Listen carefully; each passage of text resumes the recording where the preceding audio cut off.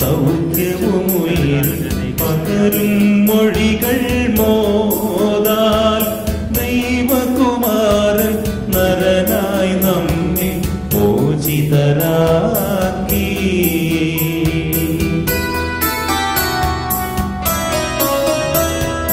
ഈ മൊഴി നിങ്ങൾ കേൾക്കി ഭാഗ്യം നിറയും വലിയൊരു നിധി ഭൂവിൽ.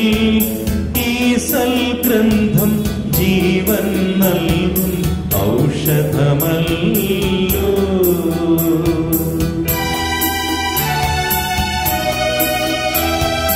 ജീവൻ നൽകാൻ പോരും ജീവൽ വചനം കേൾക്കിലൊളിക്കും സാത്താൻ. ബാധകളേതും ഭീതിയോടുടനെ ഒഴിവായിടും. നമുക്ക് ശ്രദ്ധാപൂർവം നിന്ന് പരിശുദ്ധ സുവിശേഷം ശ്രവിക്കാം. സമാധാനം നിങ്ങളോടുകൂടെ, അങ്ങയോടും അങ്ങയുടെ ആത്മാവോടും കൂടെ. വിശുദ്ധ ലൂക്കാ അറിയിച്ച നമ്മുടെ കർത്താവ് മിശിഹായുടെ പരിശുദ്ധ സുവിശേഷം. നമ്മുടെ കർത്താവായ മിശിഹായ്ക്ക് സ്തുതി. യേശു ജെറീക്കോയിൽ പ്രവേശിച്ച് അതിലൂടെ കടന്നു പോവുകയായിരുന്നു.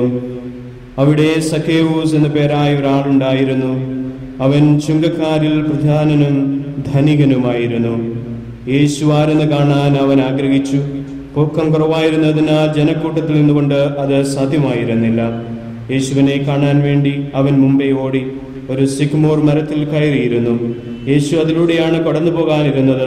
അവിടെ എത്തിയപ്പോൾ അവൻ മുകളിലേക്ക് നോക്കി പറഞ്ഞു, സക്കേവൂസ്, വേഗം ഇറങ്ങി വരിക, ഇന്ന് എനിക്ക് നിന്റെ വീട്ടിൽ താമസിക്കേണ്ടിയിരിക്കുന്നു.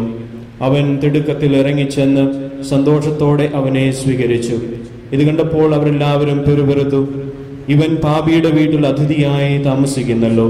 സക്കേവൂസ് എഴുന്നേറ്റ് പറഞ്ഞു, കർത്താവേ, ഇതാ എന്റെ സ്വത്തിൽ പകുതി ഞാൻ ദരിദ്രർക്ക് കൊടുക്കുന്നു. ആരുടെയെങ്കിലും വക വഞ്ചിച്ചെടുത്തിട്ടുണ്ടെങ്കിൽ 4 ഇരട്ടിയായി തിരിച്ചു കൊടുക്കുന്നു. യേശു അവനോട് പറഞ്ഞു, ഇന്ന് ഈ ഭവനത്തിന് രക്ഷ ലഭിച്ചിരിക്കുന്നു. ഇവനും അബ്രാഹത്തിന്റെ പുത്രനാണ്.